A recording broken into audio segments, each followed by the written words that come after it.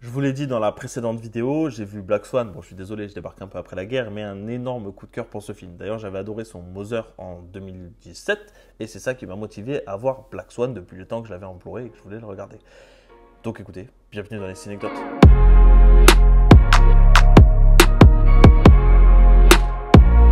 Après avoir exploré le monde des toxicomanes dans Requiem for a Dream ou avoir suivi un catcheur vieillissant dans The Wrestler, Darren Aronofsky s'attaque à un nouveau genre de film, à savoir un thriller psychologique, horrifique et un petit peu fantastique. Et c'est de ça que le scénariste est particulièrement fier, c'est de ne pas réussir à qualifier le film. Et oui, parce que le film, plus en fait il se rapprochait de la version finale du script, plus les genres se mélangeaient et il ne savait pas vraiment dans quel genre classer le film. Pour la seconde fois, Darren Aronofsky s'intéresse à l'art et au corps ainsi qu'aux souffrances que peut causer autant de dévouement pour une personne dans un domaine en particulier. On avait Mia Farrow dans The Wrestler qui douille un petit peu. Ici, on a Natalie Portman. Natalie Portman, c'est déjà très physique, mais en plus de ça, c'est très psychologique. Et vous allez voir, la dualité, elle est au centre de Black Swan. Mais avant ça, même Aronofsky, il considère qu'il y a une dualité dans ses films, entre The Wrestler et Black Swan, du coup. Beaucoup de gens considèrent que le catch, c'est la plus basse des formes d'art. Et beaucoup d'autres personnes considèrent que le ballet, c'est la plus haute des formes d'art. Et c'est pour lui comme ça que ces deux films s'opposent. Du coup, dans les deux cas, on est des artistes qui utilisent leur corps pour s'exprimer et qui redoutent de se blesser parce que leur corps est leur seul moyen d'expression. En fait, ce qui l'intéressait, c'était de montrer que les deux histoires sont liées, bien qu'elles se déroulent dans deux mondes complètement différents. Darren Aronofsky, il espérait un budget de 28 à 30 millions de dollars, mais malheureusement, les financeurs ont été un petit peu radins et ils ne lui ont donné que 13 millions. Budget qui pose un petit peu problème puisque Natalie Portman, dans un ascenseur, elle s'est disloquée une côte, pas hyper pratique pour tourner un ballet, on est d'accord. Et le truc, c'est qu'elle a demandé au producteur de vendre sa caravane personnelle pour pouvoir financer un médecin, en fait. Au total, elle a été mobilisée pendant 6 semaines, mais heureusement pour elle, il y a des trucs qui ont pu être intégrés au tournage. Heureusement pour elle et le producteur aussi. Sinon d'ailleurs, peut-être qu'il n'aurait pas vendu sa caravane. Du coup, le lendemain de la demande de Natalie Portman, sa caravane a été déjà vendue. Et le surlendemain, il y a un médecin qui est arrivé pour lui faire des petites thérapies physiques. Nathalie Portman, elle s'est souvent blessée dans le film. En même temps, c'était très éprouvant physiquement. Mais surtout, il y a une blessure qu'elle faisait souvent en particulier, c'était son orteil droit. Alors je suppose que c'est classique pour les danseuses classiques justement. Son orteil droit, il a tellement posé de problèmes à la production et il a tellement engendré de retard qu'il avait un nouveau surnom, à savoir retard de l'orteil droit de Natalie Portman. Bon là, c'est traduit littéralement et à la fin, ils ont fini par diminuer le surnom.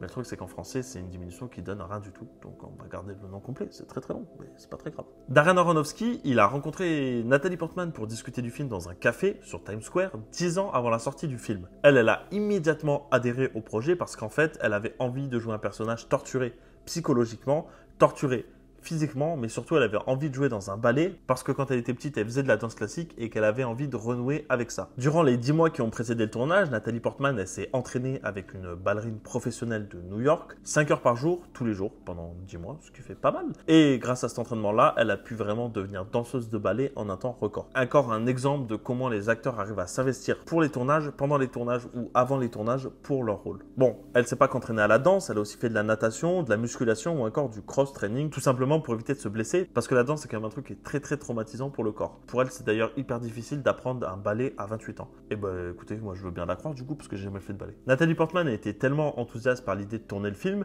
qu'elle a elle-même payé sa formation 10 mois en avance sans savoir s'ils allaient trouver des investisseurs. Au final, ils ont réussi à en trouver, et tant mieux. Mais du coup, Darren Aronofsky, il attribue la réalisation du film à l'enthousiasme et au dévouement de Natalie Portman. À part le ballet, Natalie Portman a travaillé sur quelque chose en particulier, et apparemment ça a été très très dur pour elle, quasiment aussi dur que le ballet 5 heures par jour, ça a été de travailler avec des entraîneurs vocaux. Alors vous allez me dire, des entraîneurs vocaux, qu'est-ce que c'est? Eh bien en fait, c'est des entraîneurs qui doivent lui servir à modifier sa voix. Il y a l'un des producteurs qui trouvait qu'elle avait une voix un petit peu trop grave pour une femme en fait, et que ça allait très bien dans le ton du film, mais il avait envie en fait de contraster avec ça, et de rendre sa voix un petit peu plus enfantine. Du coup, elle a dû travailler pour adoucir sa voix, et d'après elle, c'est ce qui a été le plus dur, parce qu'en fait, après le tournage, elle a mis beaucoup de temps à retrouver sa voix classique. Il n'y a pas que Natalie Portman qui a fait du ballet quand elle était enfant, il y a aussi Vincent Cassel qui en a fait à l'école du cirque. Du coup, lui, il a pris beaucoup de plaisir à danser pendant le tournage, et même avant le tournage pour les préparations, et il avoue aussi que c'est pas la seule raison pour laquelle il a accepté le rôle, déjà parce qu'il voulait travailler avec Darren Aronofsky depuis très longtemps, et ensuite parce qu'il admire Natalie Portman depuis aussi très longtemps. D'ailleurs, il a aussi admis lui-même que suite à son casting dans le film, il a appris qu'il y avait Mila Kunis et Winona Ryder, et pour lui, ça faisait 2 raisons de plus de jouer dans le film parce qu'il les considère comme de très belles femmes. Pour lui, si on devait résumer le film en 2 mots, ce serait sombre et sexy.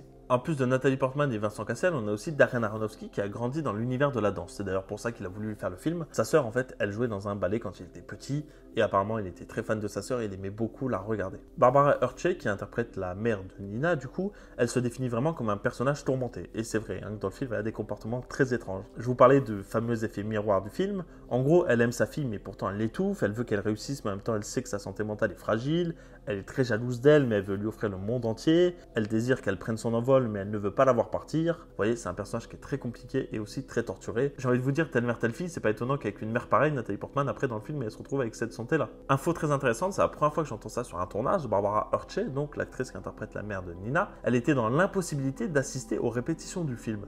Du coup, Nina et sa mère ne pouvaient pas répéter ensemble sur le plateau. Du coup, Darren Aronofsky s'est dit qu'est-ce qu'on pourrait faire pour résoudre la situation. Il a demandé à Barbara Hershey de se mettre dans la peau de son personnage et d'écrire 2 lettres à sa fille, Nathalie Portman, pour lui parler de ce qu'elle ressent, de ce qu'elle pense d'elle, etc., en accord avec certaines thématiques du film. Ces 2 lettres-là, elles ont été gardées personnellement par Darren Aronofsky jusqu'à qu'il les remette à des moments cruciaux du tournage du film à Nathalie Portman pour l'évolution de son personnage. Franchement, je trouve ça hyper intéressant de faire évoluer le personnage comme ça. Le tournage de Black Swan, il a eu lieu au Lincoln Center, c'est là où se tiennent d'habitude les New York City Ballet, et dans plusieurs autres lieux stratégiques pour le ballet de New York. Darren Aronofsky, il a choisi de filmer la majorité des scènes de danse caméra épaule, d'ailleurs la majorité des scènes tout court, pour tout simplement se rapprocher le plus possible en fait du réalisme d'un ballet. Donc il voulait que sa caméra soit virevoltante, presque un personnage à part entière. Ça permet de saisir de près l'énergie, la sueur, le talent et la douleur que ressentent les personnages. Benjamin Millepied, le chorégraphe du film, il a aussi un petit rôle, le premier danseur en fait de la compagnie dans le film.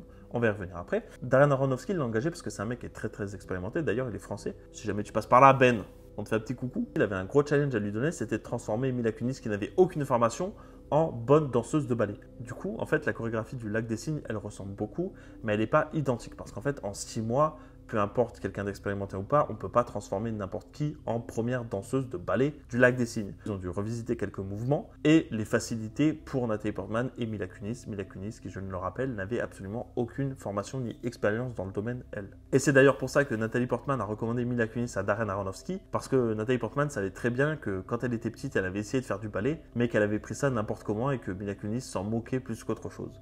Donc c'est plutôt pour l'ironie de la chose qu'autre chose. Et ça a quand même marché, puisque Mila Kunis est dans le film. Du coup, Nathalie Portman et Benjamin Millepied, ils se sont rencontrés sur le tournage du film, et ça a été le coup de foudre immédiat entre eux. Fin de tournage, fin 2009, et en 2011, ils étaient fiancés et ils attendaient déjà leur premier enfant. D'ailleurs, c'est marrant parce qu'il y a une petite scène dans le film où Vincent Cassel demande au premier danseur de la compagnie, Benjamin Millepied, s'il a envie de coucher avec Nathalie Portman. Nathalie Portman, lorsqu'elle s'est fait remettre un prix pour son interprétation du film, elle a dit en rigolant sur scène que c'était clairement Benjamin Millepied le meilleur acteur dans le film, parce qu'il avait dit qu'il n'avait pas envie de coucher avec elle, alors que clairement, il en avait envie. On va passer sur les petites anecdotes du casting. Il s'agit du premier long-métrage de Darren Aronofsky, dans lequel Mark Margolis ne joue pas. Meryl Streep avait été pressentie pour jouer le rôle d'Erika, à savoir la mère de Nina. Blake Lively et Eva Green ont aussi auditionné pour le rôle de Lily. Antonio Banderas et Hugh Jackman ont été considérés pour le rôle de Thomas Leroy. Darren Aronofsky, c'est quand même un sacré malin. Entre Mila Kunis et Nathalie Portman, dans le film, il y a une espèce de dualité, évidemment, hein, c'est ce dont je vous parle depuis tout à l'heure, puis si vous avez vu le film, vous savez très bien de quoi je parle. Pour amplifier ça sur le tournage, il faisait des petites crasses en fait entre elles, des petites crasses en douce pour qu'elles se détestent en fait et que ça renforce cette atmosphère très pesante. Pour vous donner un exemple de ce qu'il faisait, il prenait le téléphone de Nathalie Portman et il envoyait un texto à Mila Kunis en mode je t'ai vu jouer aujourd'hui,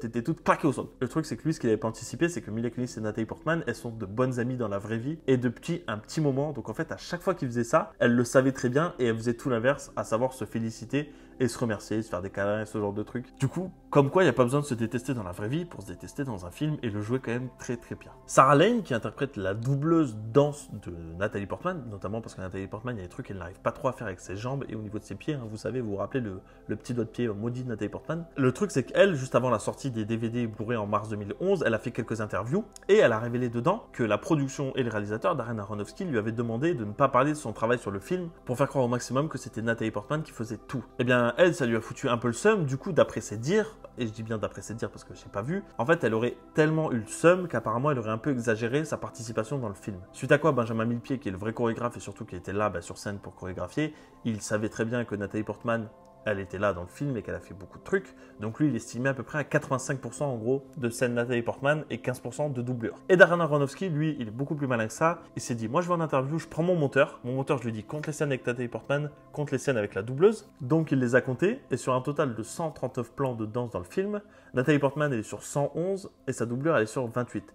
ce qui correspond à 80%, 20%. Donc déjà, Benjamin Millepied était pas si loin. Mais en plus de ça, ça prouve bien que Sarah Lane, elle a un petit peu le seum. D'être que doubleuse peut-être, je sais pas. Enfin, c'est dommage quoi. Du coup, clairement, Nathalie Portman avait quand même fait beaucoup de choses par elle-même. Et puis bon, à pas se cacher, vu son implication, personne peut remettre en cause sa participation au film. Du coup, on entre dans les anecdotes en vrac, là où c'est le zoo complet. Depuis tout à l'heure, je vous parle de la dualité du film, et bien figurez-vous que dans chaque plan, ou presque, on a soit un miroir, soit une surface réfléchissante. Vous pouvez vérifier, en gros, c'est dans les 3/4 des plans avant la scène finale, et dans la scène finale, il n'y en a plus du tout quand elle monte sur scène. Monsieur et Madame Stein sont joués par Charlotte et Abraham Aronofsky, qui sont les parents de Darren Aronofsky, et non pas les enfants. Oui. Vous savez, Nathalie Portman, elle a été sélectionnée en première danseuse et elle est hyper contente. Donc elle va l'annoncer à sa mère au téléphone dans les toilettes de la compagnie. Déjà, première chose, sa mère, Barbara Hershey, n'avait pas pu se rendre dispo pour le tournage. Donc c'est pas elle qu'elle avait au bout du film, Nathalie Portman, mais c'est plutôt Darren Aronofsky qui s'est pris au jeu et qui avait envie de s'amuser un petit peu. Elle entendait une voix d'homme et elle était censée parler à sa mère. Ça devait être très perturbant. Je sais pas trop comment ça se passe dans la tête des acteurs dans ce cas-là. Mais en plus de ça, vous savez, quand elle ressort des toilettes, elle trouve une menace sur le miroir en énorme. Sur le tournage, elle s'amusait tellement que c'est elle-même qui a écrit des lettres. Dans la même scène, elle arrive à regarder des lettres qu'elle a elle-même écrites, bonjour, comment ne pas se taper une barre, et elle arrive à parler à un homme alors qu'elle est censée parler à une femme, et l'interpréter parfaitement bien. Respect. D'ailleurs, les scènes impliquant Nina et sa mère ont été les dernières scènes à être filmées. La petite dernière coïncidence, celle qui n'a ni queue ni tête, Darren Aronofsky et Nathalie Portman ont tous les deux été à Harvard. C'était pas la plus passionnante, mais on finit là-dessus, donc ça reste très très sympa. Merci beaucoup à tous d'avoir regardé cette vidéo, j'espère qu'elle vous aura plu évidemment. N'hésitez pas à me dire ce que vous avez pensé du film dans les commentaires, à lâcher votre meilleur pouce bleu, à vous abonner, et puis on se dit à bientôt pour une nouvelle vidéo. Ciao!